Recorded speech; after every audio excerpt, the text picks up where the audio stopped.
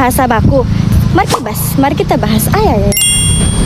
Pengertian ragam bahasa baku adalah variasi yang standar, resmi, dan mematuhi kaidah tata bahasa serta ejaan yang disempurnakan. Kalian mau tahu nggak ragam bahasa tidak baku? Mari aku kasih tahu.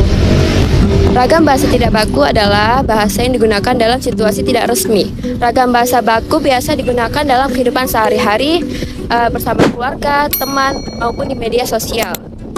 Perbedaan dalam bahasa baku dan tidak bahasa baku dalam struktur kalimat. Bahasa baku kalimat jelas dan lengkap, minimal ada subjek dan predikat. Kalau bahasa tidak baku, struktur kalimat sering tidak lengkap, kadang subjek atau kadang predikat hilang. Perbedaan ragam bahasa baku dan ragam bahasa tidak baku bisa dijelaskan sebagai berikut. Yang pertama, ragam bahasa baku menggunakan kata resmi yang sesuai dengan kaidah bahasa Indonesia. Contohnya seperti, saya tidak mengerti penjelasan tersebut. Sedangkan yang kedua, ragam bahasa tidak baku menggunakan kata yang tidak resmi. Contohnya seperti, aku nggak ngerti penjelasan itu. Perbedaan ragam baku dan tidak baku dari segi situasi penggunaan adalah: 1. Ragam baku digunakan dalam situasi resmi, formal, dan akademik seperti di sekolah, surat resmi, pidato, karya ilmiah, dan wawancara kerja. Ragam tidak baku digunakan dalam situasi santai, tidak resmi, dan sehari-hari seperti saat berbicara dengan teman, keluarga, atau percakapan biasa. Contoh dari bahasa baku. Selamat sore pemirsa, saya Yuna Mawaddah melaporkan langsung dari lapangan Merdeka Langsa.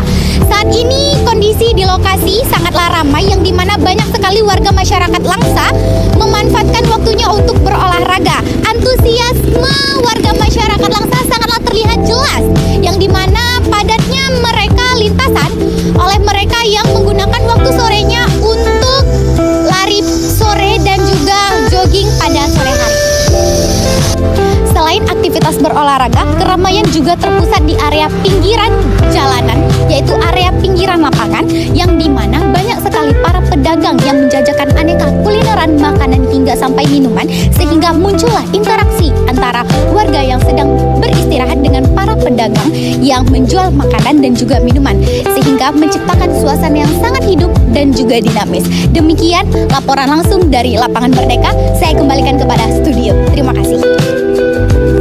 Contoh dari bahasa tidak baku. Itu si Yuyun ya? Yuyun. Apa kabar? Baik kak, kau orang mana? Orang Medan. Oh iya, dari mana? Dari sana jalan-jalan. Oh iya, udah makan belum? Belum.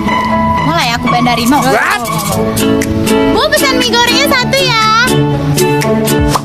Ciri-ciri bahasa baku yaitu 1. Sesuai kaidah. 2. Bentuk tetap atau standar. 3. Bukan bahasa percakapan sehari-hari. 4. Tidak terpengaruh bahasa daerah asing. Jadi, ciri-ciri ragam bahasa tidak baku yaitu yang pertama, tidak terikat pada aturan tata bahasa yang tidak resmi, menggunakan kata-kata sederhana, singkatan ataupun bahasa gaul. Yang ketiga, bersifat santai dan fleksibel. Dan yang keempat, sering dipengaruhi oleh daerah maupun kebiasaan sehari-hari. Nah, mengapa penggunaan bahasa baku disesuaikan oleh konteks? Penasaran? Sini aku jelasin. Nah, yang pertama itu tujuan komunikasi itu berbeda-beda. Apa sih maksudnya tujuan komunikasi berbeda-beda? Maksudnya itu adalah ketika kita berbicara dengan dosen, kita biasanya menggunakan bahasa-bahasa formal atau yang baku. Tetapi ketika kita nongkrong sama teman, kita biasanya ngomong tuh lebih chill, lebih santai, dan itu biasanya menggunakan bahasa-bahasa yang tidak baku. Yang kedua, lawan bicara dan situasi yang berbeda. Ketika kita berbicara dengan dosen, kita menggunakan bahasa baku. Mohon izin Prof, bisa bertanya? Itu sebagai bentuk penghormatan kepada dosen tersebut. Namun ketika kita berbicara dengan adik kelas kita menggunakan, weh kalian ngerti nggak? Ketiga, biar pesannya benar-benar nyampe. Fungsi utama bahasa itu adalah menyampaikan makna. Bahasa baku itu kaku, padat dan padat aturan, cocok untuk orang-orang hukum, kedokteran, ataupun sains. Namun ketika orang-orang tersebut membuat novel, film, sinetron, stand up, itu tidak menggunakan bahasa-bahasa baku. Nah, kesimpulannya bahasa baku digunakan untuk formal, sedangkan bahasa tidak baku digunakan untuk hal-hal yang santai, nongkrong, atau hal-hal yang bisa digunakan di kehidupan sehari-hari. Apa sih dampak jika bahasa baku tidak digunakan? Yang pertama, terjadinya kesalahpahaman, dan yang kedua, menurunkan kesan sopan dan profesional. Yang ketiga, mengurangi kejadian informasi. Yang keempat, menyulitkan komunikasi antar daerah.